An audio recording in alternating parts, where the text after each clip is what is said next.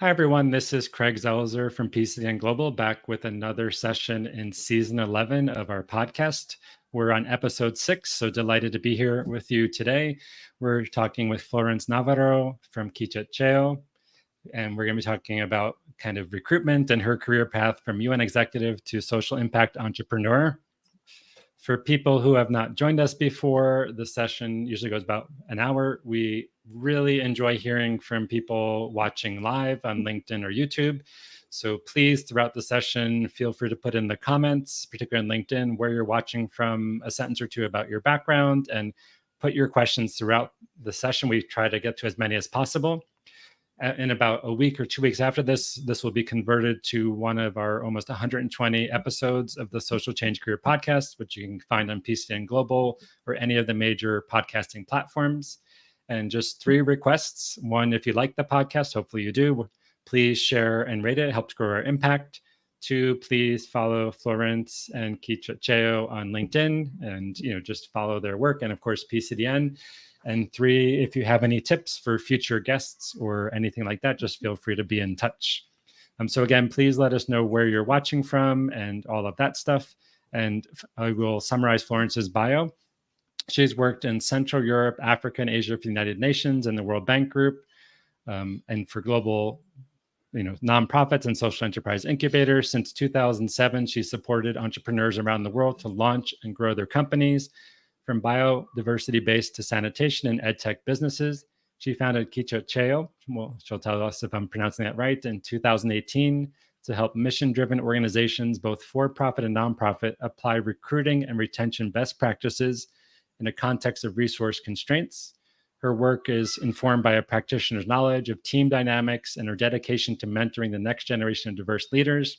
She has an MS in management from the Stanford University Graduate School of Business, an MA in international relations from Johns Hopkins SAIS. And I think they're building a new building. I think they just opened a new building. And she's also a Society for Human Resource Management certified for talent acquisition. She grew up in Southern France and lives in Washington, D.C.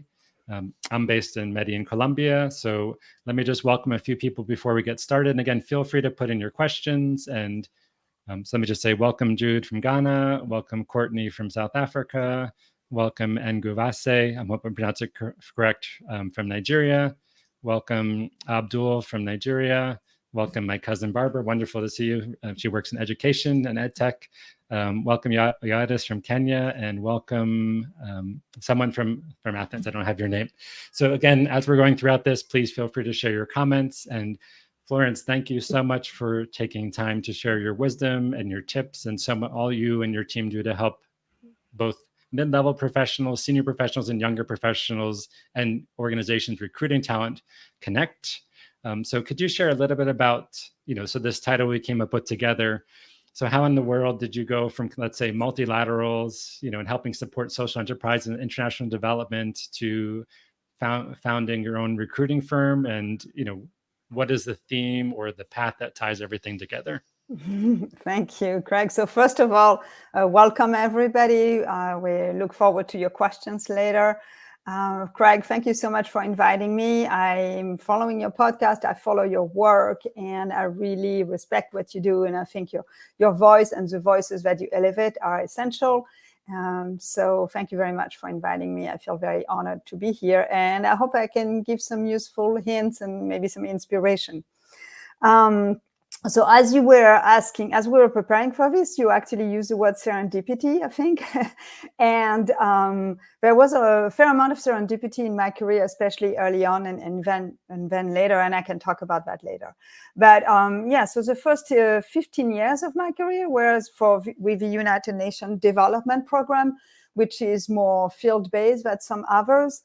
And I was lucky enough to actually it was a supply and demand situation. I had learned Russian in high school in France years ago during the Cold War, and the Berlin Wall had fallen. So when it was time to apply to junior positions at the UN as a junior professional officer, nobody had my profile and they needed people.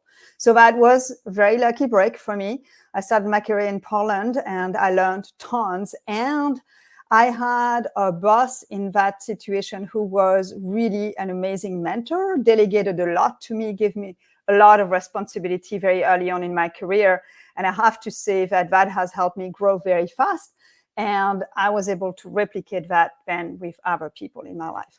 So I went on to Rwanda and Ethiopia, and I was lucky to specialize in sustainability mainly and return of refugees, and then later on decentralization. So during that period, I took one break, which was unpaid, which was a bit of a risk, but and we can talk about calculated risk later and how that ties in with serendipity and embracing opportunities. And during that break, I was able to connect with people in the world of decentralization and natural resource management. And that led to my next position, based out of headquarters, managing programs in South and Eastern Africa. So that was the first part of my career. But throughout that career, I always thought I was very lucky to start with the UN. Can I actually function in the real world? So, and also I was a little bit uncomfortable about what I perceived as a bit supply-driven development. And so I wanted, and I was always interested by the engine of growth locally. So when I had the opportunity, I did a 1-year mid-career program at Stanford. And Stanford was fabulous for me because actually that year, as it happened, Net Impact was having their conference on campus. And so I was able to experience and be part of the Net Impact organization early on in my new career. After that, I was through contacts. I did some really exciting work with the International Finance Corporation, reviewing the portfolio of loans that had been given to social enterprises around the world. And I learned so much by looking, really deep into the accounting, into the management of those organizations, such as Honeycare, some very well-known social enterprises back then. And then afterwards, I really thought I was getting a little bit tired of the US way of doing things, but it was in 2009, and I thought, well, maybe it's time for me to go back to Europe. And then I met an American man who worked at the UN and had a business mindset. We got married. I stayed. And ever since, so during the second part of my career, where I work a lot with social entrepreneurs around the world, I gave focus to positions that would allow me to raise a family. And I was able to do a lot of, consulting and contracting. And then we were taking turns with my husband throughout those years. And I kudos to Ian Fisk, who some of you might know. I have reviewed so many business plans of very early stage, very innovative businesses from around the world, thanks to the work of the Mentor Capital Network. And that community is really is a very rich community of social entrepreneurs around the world who support each other and learn from peers. So after that, I had some positions, including as an executive director of a nonprofit here based in DC that was very local, but working with immigrants and teaching entrepreneurship to women entrepreneurs. And when that came to an end, I really didn't want to start my company because I have seen too much that starting a company requires you in the first few years to spend a lot of time on marketing, and I didn't want to do that. But somehow the universe had another plan, and I started Kichocheo. And last year, about a year ago, I was able to grow my team to 7 members. So we are 7 members, not, there are contractors. Charbel from Lebanon just, is attending this session. And I can talk more later about how I built my team, actually. Wonderful. So thanks for sharing a pretty amazing journey. It's still at a younger age, and all the different things you've learned. And I'm wondering if there's a book title, if there's any kind of book germinating in you where it involves the word serendipity, or that. Don't ask that. I'm not a book writer yet. Okay. Who knows? Okay. Maybe a podcast. Yeah. Nice to see you, Charbel, and everybody. Please let us know where you're watching from. So 2 questions here. One is just if you think back to a younger age in France, And it's funny because we had the conversation, like I went to Hungary right after the end of the Cold War, and wound up spending many years in Central and Eastern Europe. If you think back to a younger age, did you envision a particular career path for yourself? Like, did you think you were going to work in multilaterals, or you're going to stay in France and work for the government or for care, or like what you wound up doing, did it match your expectations? And if you think back on your career now, was there anyone you like, once you started in your career path, did you envision what it could be? Like, did you have role models, or just kind of happened and there wasn't necessarily a path, it just kind of happened as you went along? That's such an interesting question. So when I remember vividly when I was pretty young, 11 or 12, and that was in France, the time where Dr. Kouchner basically started Médecins Sans Frontières.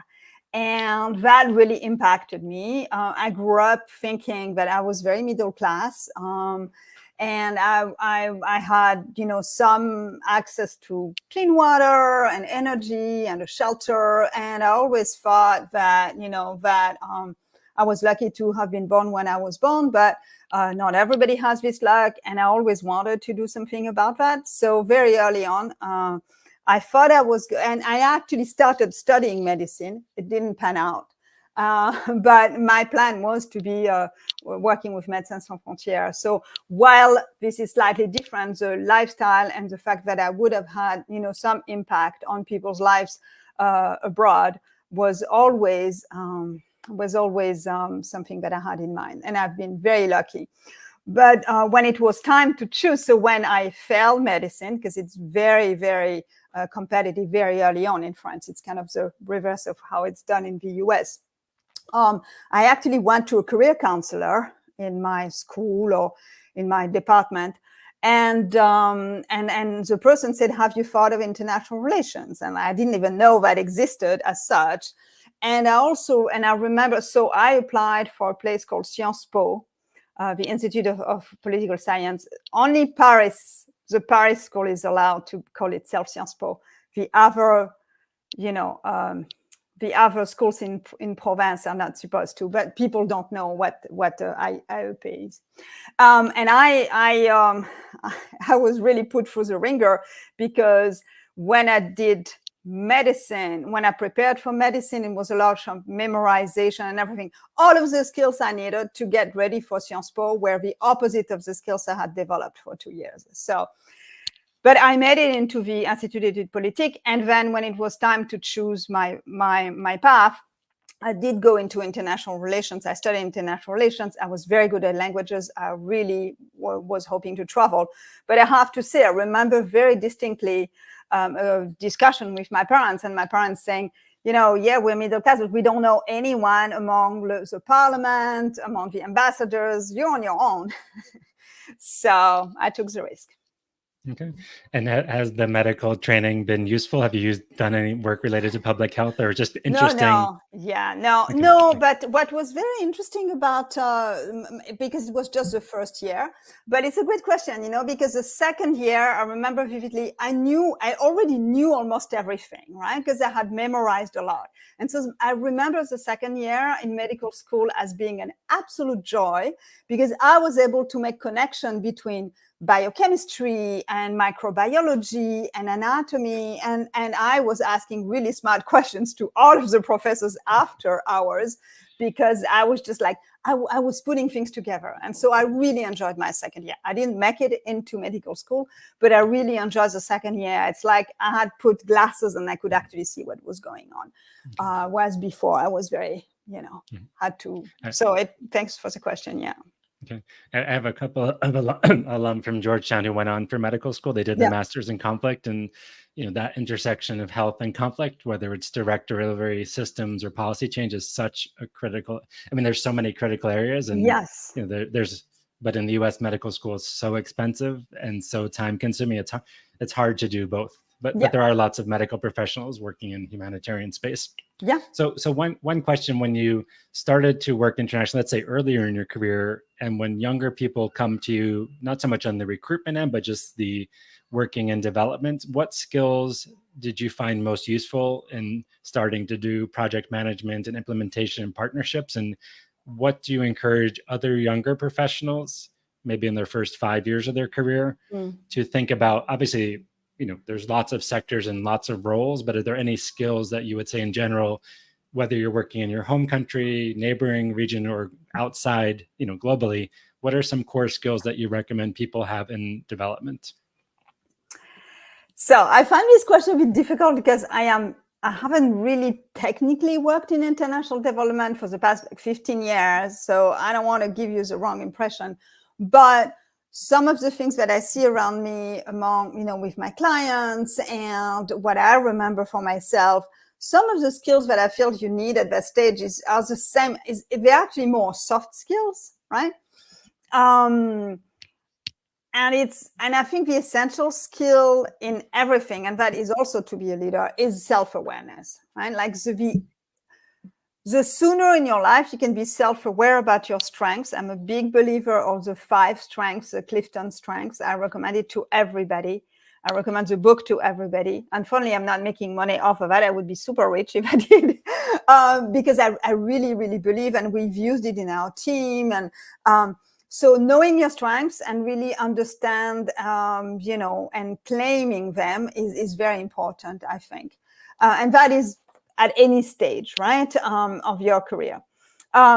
Nowadays, in particular, the ability to learn. I see that in my clients when they're asking for, when we're recruiting for them, I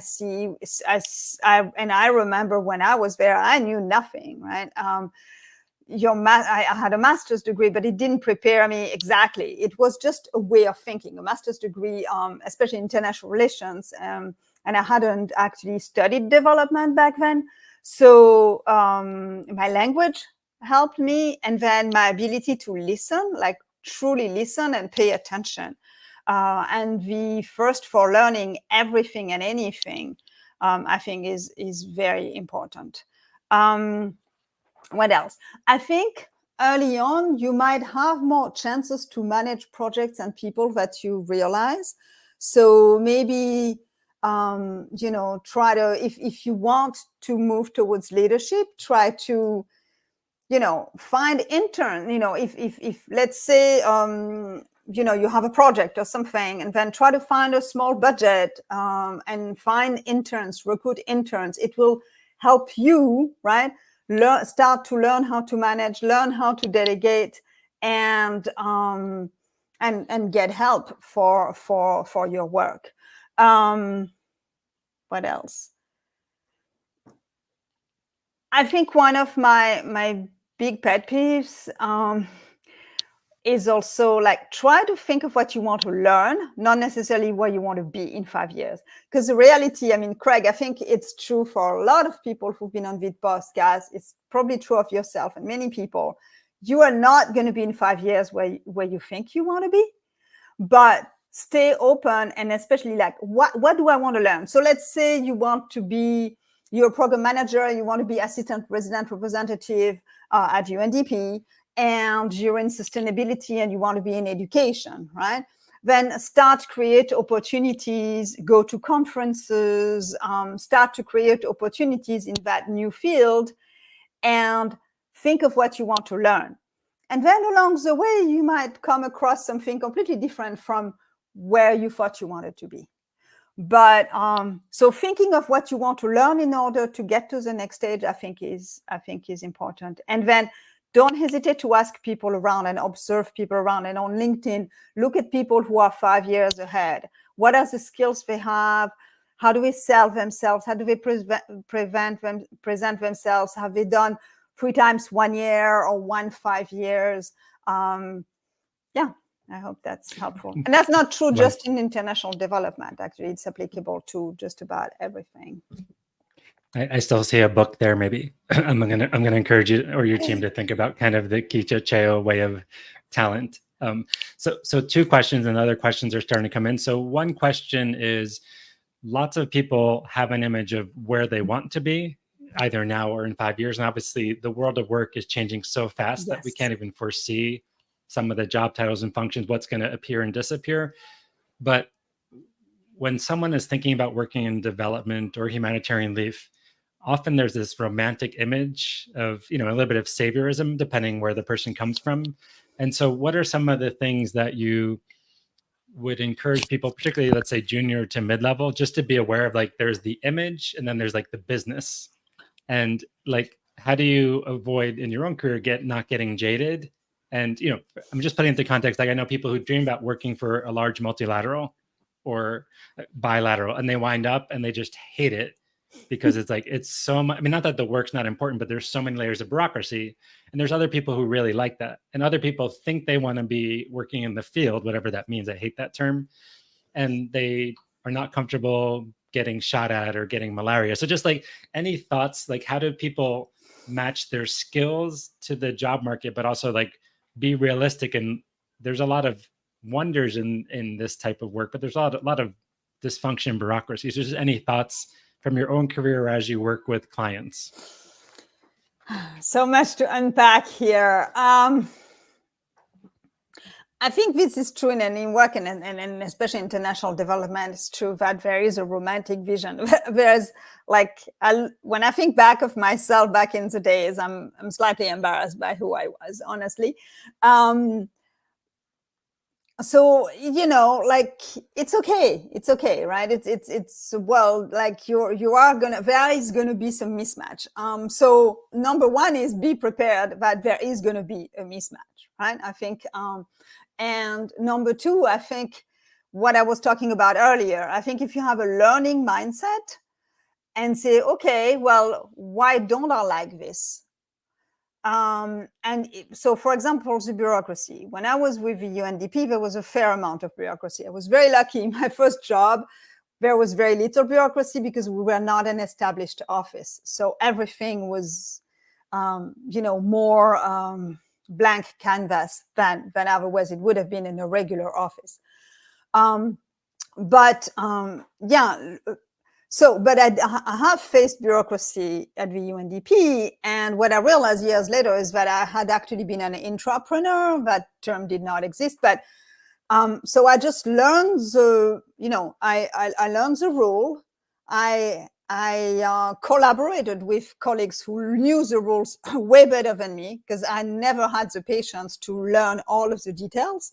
But I collaborated well, and then and then I learned over time how to get things done despite the rules, not by infringing them, but by accepting that if I want to get some things done, I'm going to have to follow the rules. So how much exactly of the rule do I have to follow? How do I prepare my other colleagues?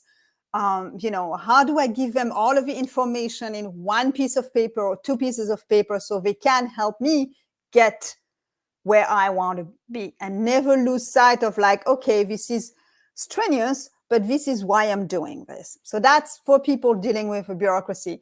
I think one thing also is, like, don't give up right away. So many stories I hear, so many podcasts and people who look back at their careers from my generation or younger or slightly younger generations, but not Gen X, like people who've had 10, 15 years of career, who was like, if I had given up 6 months before, I would never be where I am now. So I'm not saying go to burnout, but maybe stretch yourself a little bit further than you think you're capable of. Okay, thank you. So my last two questions, I'll bring in more later, then I'll get to the audience. So one is just simple from your development work. Is there a particular project or partnership or something that, but kind of like, not that you did by yourself, but there's like really, wow, like what happened, either innovation, impact, change? And then I'll ask one more question, then we'll. I think it's difficult to think of any single thing. I think one thing I'm proud about is actually internal, is when I was at the UN Capital Development Fund. So UNCDF, for context, works only with least developed countries. It is part of the UN development program, but it has a very specific mandate. And I haven't followed recently what they're up to, but they're very innovative, and they change and they morph and they grow. And so all of the work that we've done when I was there was in decentralization, and I really loved the approach we had, because we actually provided, for example, in a remote region of Niger, we provided to the locally elected government actual funds and actual training. So it was really learning by doing, and working with the local communities on how do we get their voice heard when they want, when they want a health center or they want a kindergarten, right? And working with the government to provide the infrastructure and how to do procurement at that level, and then a feedback loop back to the central government on the things that work and don't work for decentralization. And so I really, really enjoyed what we were doing there, and we did have impact. And we also had a management information system in 2005, I think. We had worked very hard, and I remember discussions in Niger, at the border of Niger, with some colleagues and with the local teams, and we discussed, okay, we discussed about indicators and what was realistic, to really ask for. So it was very participatory. It was not of course, you had to be able to roll up outcomes and results, but we were able to measure outcomes based on the real input of people on the ground. Wonderful. Thank you so much. And they actually have a podcast I listen to sometimes called Capital Musings. It's quite good. So for anybody's interested in let's say, investment, public policy, and multilaterals, it's a good podcast. And I think it's sporadic, so they do seasons. Mm-hmm. So first question comes in from Brian, and I'm going to just summarize it. So thank you, Brian, for your question. So basically, he's based in Kenya and has a lot of training and is having a really hard time finding a job. And part of it he's saying it's due to the economic conditions, but I want to broaden the question out. So, youth unemployment or unemployment at any level in some countries can be 20, 30. There's official and unofficial. So any advice for Brian or others in the rest of the world, but this is true everywhere, where people have strong training and skills and either their applications are not being successful or there's so few formal job opportunities, and we all need to make a living. So when someone comes to you or another member of your team, I think it's different for people who have 15 to 20 years experience. That's a different question. But for that, let's say someone's got a master's degree or undergrad and they're really having a hard time landing a job. And some of it often is not the person, it's the macroeconomic system. So any thoughts for that? I wish I had a magic wand to provide fulfilling work to everybody. I really hear you that it is difficult in a lot of countries, especially on the African continent or the Asian continent. One thing that I would recommend, is to try to do. I didn't have time to read the whole description. So computer science, yeah. So I think trying to put yourself on Upwork or iWorkers, like platforms that allow international people to be recruited internationally, would be my first and main, recommendation. My team is entirely remote and entirely contractors. I am going to meet Charbel in person for the first time next week. It will be as a DC Startup Week. If anybody is in Washington, DC, come meet us. My team is entirely made of people I met either through Upwork or through iWorkers, which is a very good organization too. And they work for me. So that's definitely something, to look into. Volunteering would be tricky, right? Like computer science. So trying to find assignments internationally, remotely, especially as a computer specialist, is probably your best bet to start, right? To start getting traction and getting some revenue. I'm not sure whether there's anything else I can think of, because if you do have another source of income, you can try to do volunteering, right? And you can try to go and like look at nonprofits around you who could be helped by your something you care about. Youth unemployment, right? It's very nonprofit that works on youth unemployment in Kenya. And so even like, and try to see even, can you spare 5 hours a week, even unpaid, if it can't pay you, to work with them? And then you also get to know more about the issue, or maybe there's another issue that you care about, right? So learn and be in the world of work. If you cannot afford financially to do that volunteering, put it to very few hours, but employers respect anything that you've done before, and you have to put yourself in the world of work as much as possible. And then if you find an issue that you care about, you might actually be able to have an impact, maybe find funding for that issue, and then create your own job. And if not, and in complement to that, Upwork, iWorkers, there are several platforms. Of course, there's competition, but once you start having traction, you can find work there. I hope it's helpful. Thank you, Dan. And just a couple of suggestions. So one, it's really hard. Just acknowledge the frustration, whether you're in a place where there's a lot of opportunity, some opportunity, or very little, and don't take it personally. And the three things I would add to what Florence said is there are more and more remote opportunities, both contract and full-time. And a lot of those don't show up on the typical job boards. So go to the PCDN Meta job board list on our website, or Career Campus. We have a lot.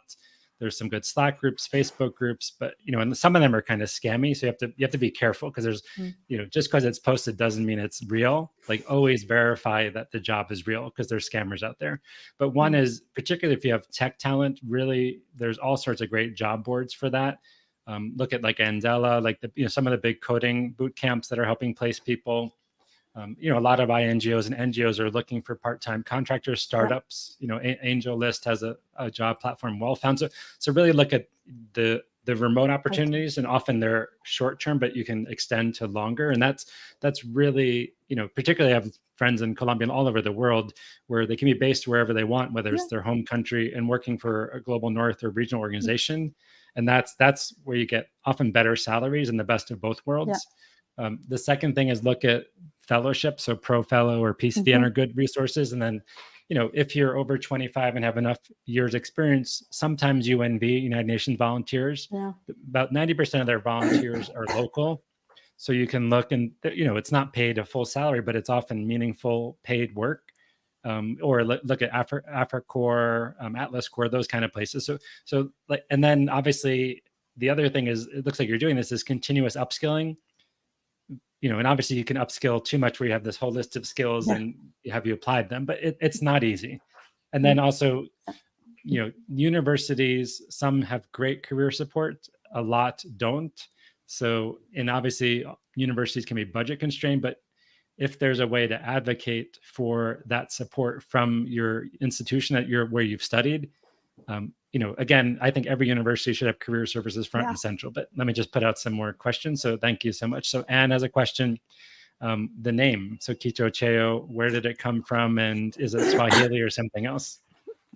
Yes, it is Swahili. So there's something a little bit humoristic about that. Yes. And if you are a Swahili speaker, you probably can pronounce it better than us.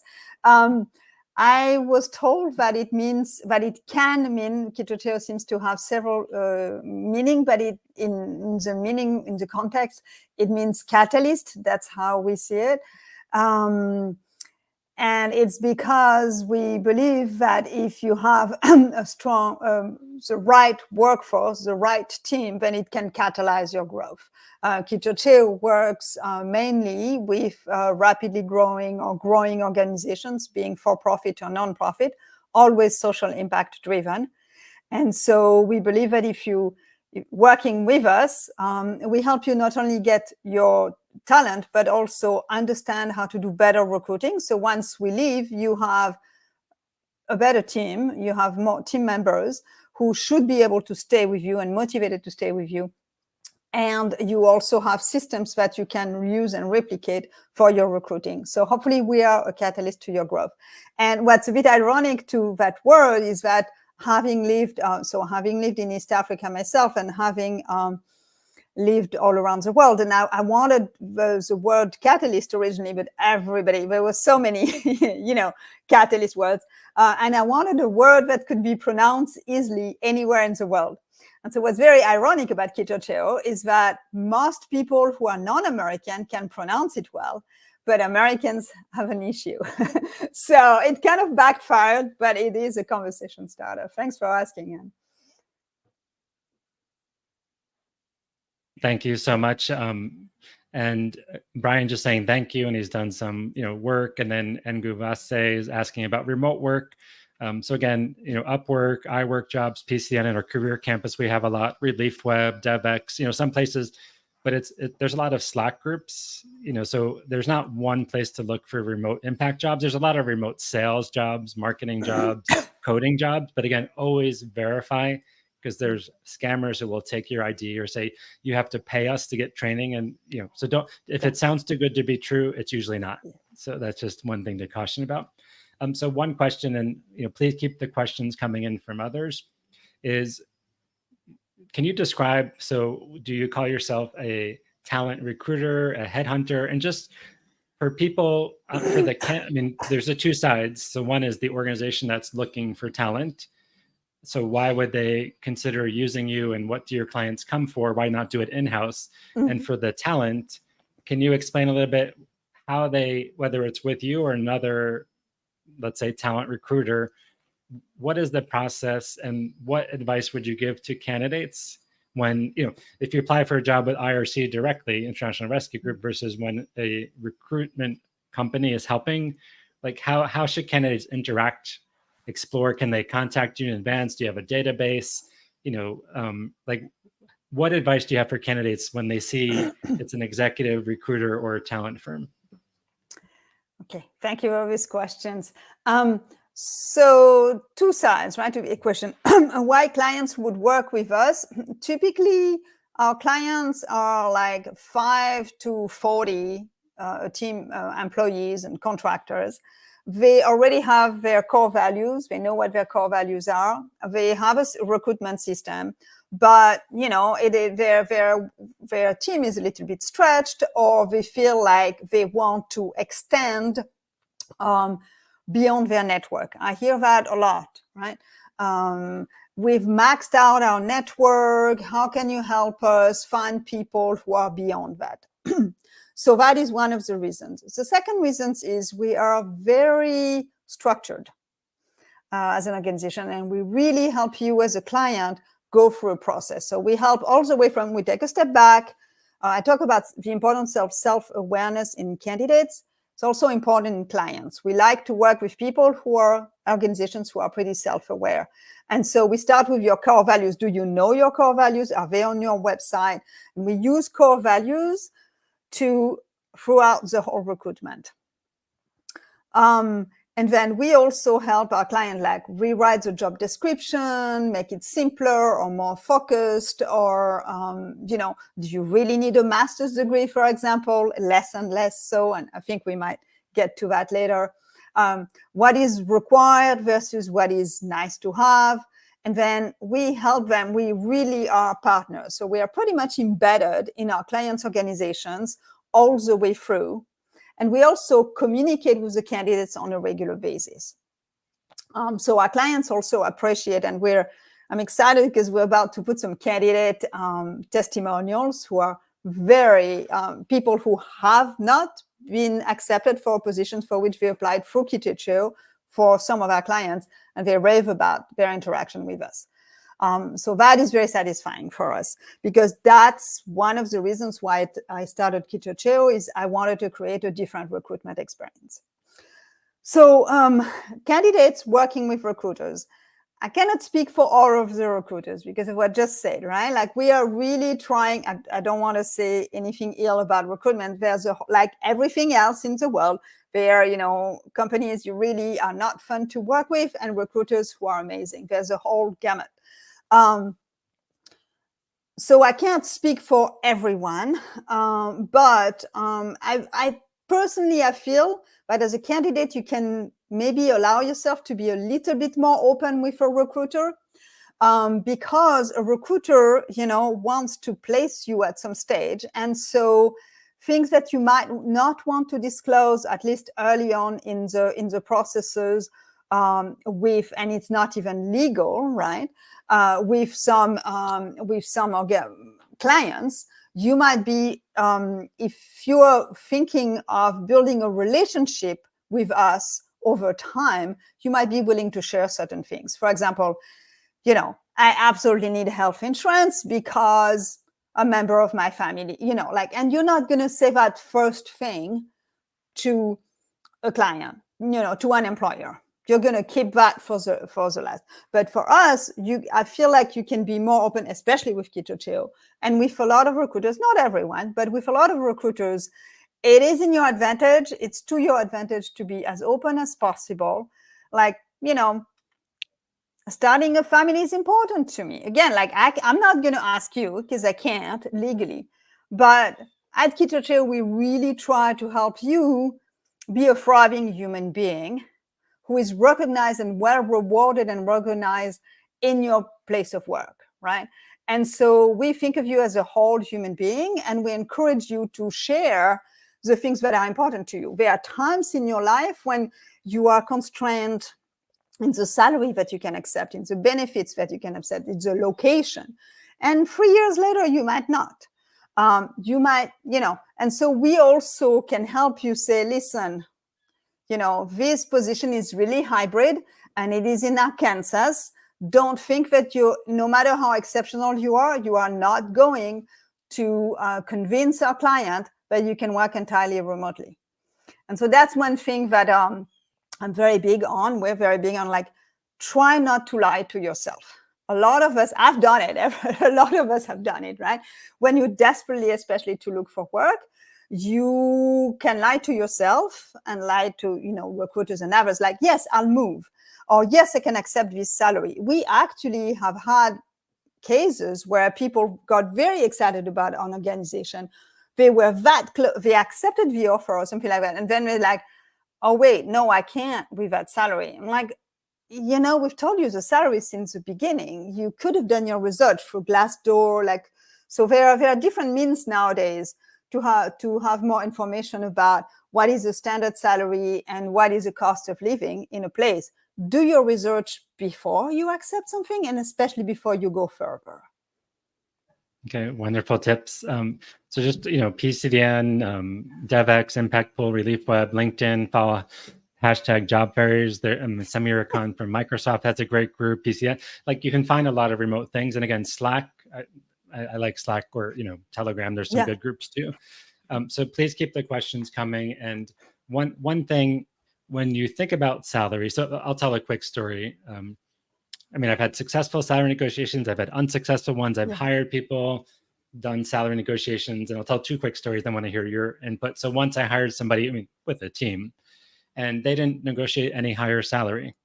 And in my mind, I actually wanted them to, because they were qualified, but they didn't ask. And the nice part of me was like, oh, I want to give you a little more money. But the bureaucrat side of me is like, you didn't ask, I'm not going to offer. And that means there's more. It's not that we were evil, but that means there's more money to do other things. And then another time I was interviewing for a job in New York. They knew me. I had a great first interview, and they said, come up next week. And I said, we're going to pay the train ticket. They said no, which is an immediate red flag for me. I said, tell me the salary. I knew them. So it was, it wasn't uncomfortable. They told me the salary. I just said, forget it. Like, I wasn't like mean, like, how dare you? But like, sometimes understanding salaries is so important. So any advice that you see some employers will say, this is the salary, period. Still rare. Where they just say, like, we're paying X amount, periods. Often they'll say a range, or say, what are your salary expectations? So from your own career and supporting others, and as a recruiter, just your thoughts, like what you advise candidates thinking about salary, whether it's negotiation or filtering, or the mistakes or the successes you see people have.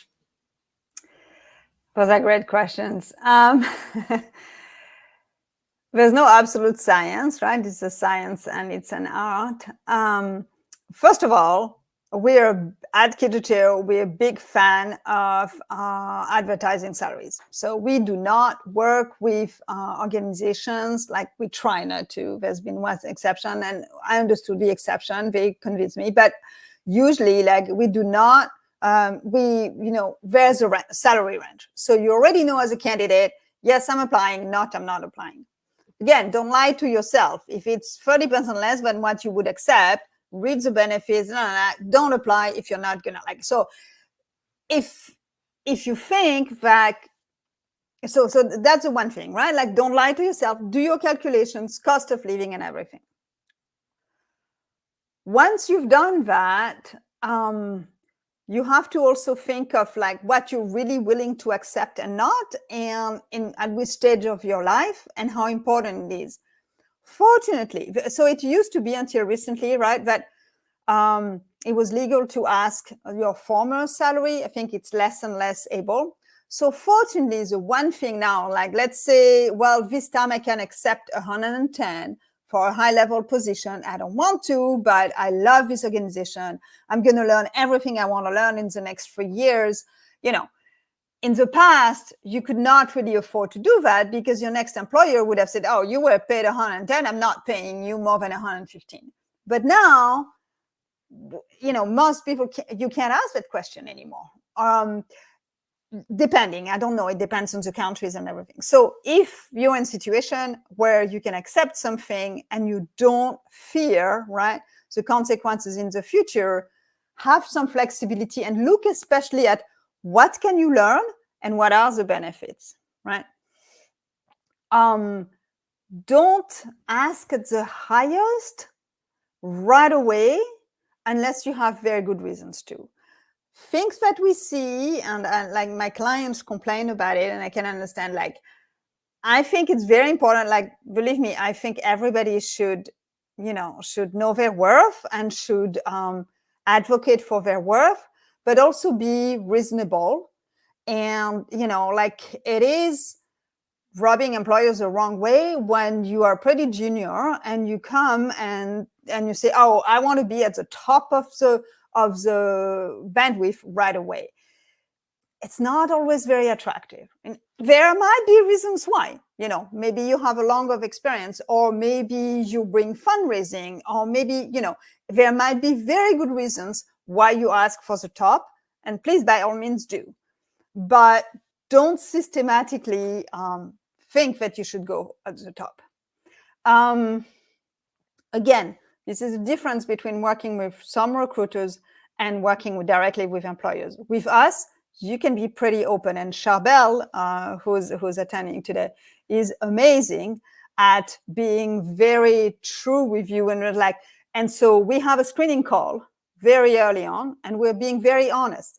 And some of the candidates let us know, it's not going to be enough. And we know from our client, we have a pretty good degree of certainty as to how much leeway our client has to go beyond what's written. Because our clients are nonprofits right now, there's very little capacity to go beyond that.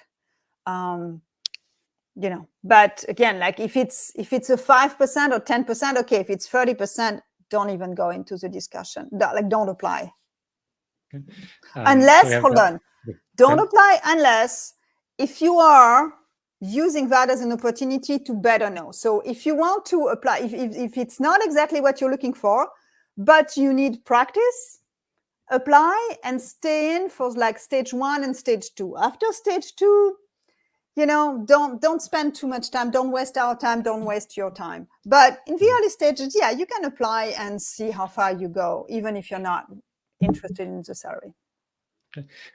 Do you have any particular advice based on gender that, because often, it was just Latina equal pay day in the US. And I think, it varies by gender and identity and so many areas, but, let's say white women on average are paid in the US are paid 85 cents on the dollar. Sometimes they're paid more, but generally there's a gap. And then as Latina women are often paid like 40% less. And so if you think about just kind of gender, whether it's in the US or in Kenya or Uganda, any specific thoughts from your experience with, I'm going to be very daring and say, like, just negotiate as if you were a man. Like, don't think of your gender. I mean, don't think of again, like, there is a scale, and I don't know about Kenya. I don't know some of the countries we work with, but in the US, there's Glassdoor. Glassdoor is pretty accurate, it goes into a lot of details at different levels. So if you're applying for a senior director in marketing in Atlanta, they're going to give you a pretty reliable range, right? And then you can yourself try to look at different organizations on Glassdoor and see comparable, and try to compare yourself to the profiles you see and ask for that. Yeah, and Glassdoor, LinkedIn has some good salary data sometimes. Indeed, sometimes. And again, if you have mentors, peers, colleagues, university career centers, I've had alums say, like, I know I'm getting underpaid, and I'm not going to go ask their employer, but I know someone else at a different employer, and I can ask either like a friend. And so, like, you can't just ask for money because you think you're nice. But if you have the data and the skills and qualifications and make an evidence-based argument, doesn't mean it'll work. But like, I had a conversation with someone yesterday in a fourth interview, and she's like, how do I do the salary? And she's like, cost of living, inflation. I'm like, that's not a competitive argument. You got to start with skills first. Like, and then eventually you can say, like, this place is expensive. But it's really making, so a question just for candidates with Kichocheo. I mean, do you have a database, or just like you interact with candidates when there's like, obviously you don't want to be inundated with 5,000 people saying, get me a job, but do you have a database, or it's more when you have a specific opening, people are applying, and then if you think they could be a match, then there might be a conversation? It's more the latter. However, my phone, Charbel's phone, is always open to anyone who wants advice. So again, our advice is a lot more US based, right? Like, I'm happy to talk to you if you're in Kenya, but I'm not going to be able to help you much because I don't have any Kenyan client and I don't know the market well. I'd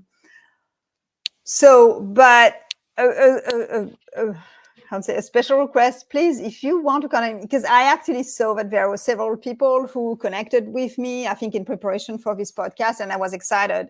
But please don't just like ask me to connect on LinkedIn. Tell me why. Like, I am, looking for these kind of positions, or I want advice on this. Like, give me 2 lines. Because we are inundated by requests, and if you're on my LinkedIn, I'll help you. I mean, I won't go out of my way if I can, because they're only 24 hours a day. But if you're on LinkedIn connection, once you're a connection, you can use my connection if you're reasonable and everything. So please, if you want to connect, give me 2 or 3 lines why you want to connect, and also think of what you can bring me. Like, who do you know? What, which resources have you? And that's true also for candidate, right? So in terms of maintaining a relationship with a recruiter, yes, we're going to be focused mainly on recruiting for a particular position for which we are paid for a client. But through this process, we're going to interact with 10, 20, 50 people, maybe. Everyone we have had seen the resume of, and we're very manual, we're very old-fashioned at Kichocheo. Everyone we've seen the resume of, and especially everyone we have screened for a position, goes into a database. If you're interested, you receive our newsletters. We have special events. We did a discussion recently about the role of intuition in recruiting. We're trying to, unveil the curtain and show candidates what it's like behind as recruiters. So you will have resources if you're, and we will advertise, obviously, the positions. And occasionally, if we think of someone's like, oh, I spoke to that person, and we do contact people who have applied for other positions and they didn't get it. It's like, well, have you thought of this position? So unfortunately, my dream Kichocheo would have a very active way of going back to everyone and helping them place them. We don't have the means to do that yet. Maybe someday. Okay, great. So 3 more quick questions as we're getting close to wrapping up. And Brian, I can see, you're asking for opportunities. And again, on LinkedIn, if you read the work of Adam Grant, obviously we all need to pay the bills, but if you're a contributor of content, yes, so whether it's a podcast you stream, you put together jobs, even the ones you're applying for, like the more you share value, the more like the algorithm people will come to you. Yeah. So that's one of the most important. We do a lot of work on LinkedIn for impact. So quick question, resume advice. Obviously it depends on the type of employer, but like keep it simple for applicant tracking systems and human, use Canva, 2 to 3 pages or more. I mean, obviously it's all, but just like any general guidelines, because we get this all the time and it's all specific to the country. But any general advice that you say if you're applying for a job at an INGO or an NGO or a social impact enterprise, just general resume tips? Okay, that's a tough one. If Charbel is still in, he can probably comment on this because he's the first one to look at all of the resumes.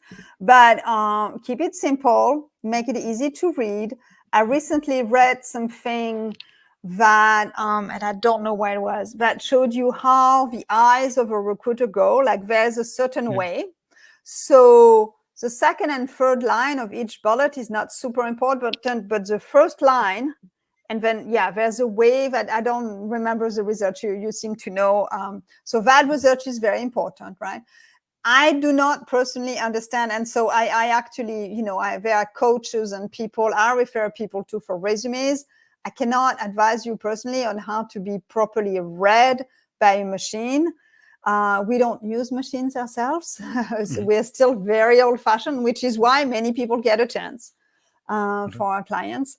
But 2 or 3 pages, be result-oriented. Don't tell me managing programs. Tell me I managed $5 million for sustainability, in the northern region of Uganda for peace. And I don't know, the program that I was managing helped 500 students go to kindergarten. And sometimes, especially in development, it's a bit difficult to quantify. But really, if you think hard enough, you can think in terms of outcomes. I remember when I was in Ethiopia, we started actually being very results focused and outcomes focused at the UN. And I remember speaking with our secretaries, like, I can't, be results focused. And I'm like, well, maybe you don't think of like, I answered the phone, but you can think of like, 5 persons a day received the information they asked for. That's a different way of thinking. So really be outcome and results focused. Wonderful. So last 2 questions. One is just any trends you see where there's going to be more jobs that you see like their employers are looking for more or likely, or there's just a harder time finding the right candidates? I don't have any trend. We haven't done our recent trend looking yet. We did speak in our newsletters about the fact that, during the trend is going more towards hybrid now than remote, which is unfortunate for international people, or some people who don't have the flexibility, but it's going more towards hybrid. And then another trend is, so it's not a specific work, but, which was the title of a recent article we shared, understand AI. Everybody's using it. We're using AI for our newsletters, thanks to Dan on my team. We're gonna, plug for your course. We want to understand AI more. Everybody's using it. You have to understand how to use it. And so, the tagline of one article was, people are not going to be replaced by AI, but they're going to be replaced by people who understand how AI works. So understand how AI works, how it applies to your field. For sure. I mean, a lot of jobs will disappear, but a lot of new ones will get created. And the question is, will they be stable jobs or gigafied? But last question. So 2 parts to it. So the first, are you doing any upskilling on your own, or like if you had time, like what do you want to work on upskilling? And then related to that, any book, movie, musician that has nothing to do with work, but just that you're enjoying that you might suggest others take a look at? Yes, thank you for those questions. Upskilling right now, not as much as I'd like. I am going to ask Dan what he learned from your course, because I'm not able to attend myself. We are trying. I'm trying to better understand the role of intuition in recruiting, and the interactions between, when, like, so it's very specific to our field, right? But how much of a process do you need versus how much of, what's the role of the interaction between process and intuition? And then in terms of book, I knew you were going to ask the question. So I am living in a place where there are a lot of tiny libraries. I don't know, little libraries. I don't know in other countries where, but those are little individuals who put a small library, like wooden, thing, usually with a glass door in front of their house, and you put any books you want, you bring, you and so most of the books I get are actually books that I find in my neighborhood.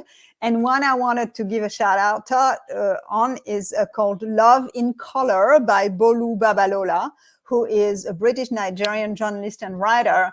And it's fascinating. It's a rewriting of mythical tales from around the world, tales that we know, that we know. No, Love in Color. Oh, Love in Color. Sorry. Okay, I'll correct that. Apologies. Okay. Wait, I'll give you the. I got it. Love in Color. Yeah. Sorry about that. Okay. Apologies. No. Love in Color. Love in Color sounds much better than Love in Cholera. Yeah. I gave you the reference. And so it's a really fascinating and very joyful reimagining and transposing some of the legends and myths that we know into contemporary women of colors stories. And it's fabulous. It's very interesting. I really appreciate Nigerian writers, actually. In English. So thank you so much for your time and wisdom and energy and lots of career tips, and also sharing from your own journey. I had lots more questions, but obviously we're out of time. So please follow Kichocheo, follow Florence, follow Dan, follow Charbel.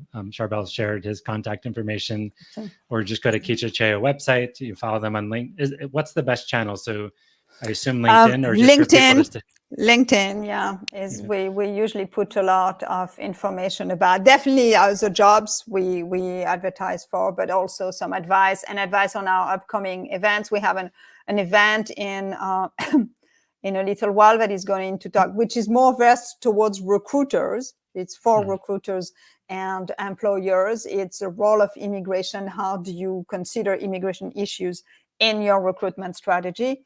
And then we have an event, for example, in December with Chase Damiano for people who are leading organizations about how to be more productive, time management, better team practices that we could all benefit from. Wonderful. So if you sign up for their newsletter or follow on LinkedIn, you'll be informed. And again, this will be out as an episode in probably next Friday, not this Friday. If the 3 requests, if you like the podcast, please rate it. It takes 30 seconds, whatever platform, share it, follow Kichocheo, Florence, PCDN. And thank you everyone for watching and participating and your questions and energy. And again, I say that line a lot too. I wish I had a magic wand I wish everyone who is seeking or needs employment could find a decent job. Yeah. Obviously, the world is not set up that way. And unless we have universal basic income, we're not going to get close. But it's like there are a lot of things you could do as a job seeker, and if you're a policymaker, to make it more equal. In particular for people in Africa, I mean, look at Andela, Fred Swaniker, The Room. Look at the African Job Tech Alliance, Mercy Corps, and a bunch of others that are doing a lot in upskilling. There's tons of amazing people doing the most incredible things. And there's a lot of support, but obviously the supply end of how we invest money doesn't equal the demand end doesn't equal the supply end. So, but thank you so much, Florence. Have a wonderful day. Enjoy DC. And thank you everyone for watching. Likewise. Thank you so much for the invitation.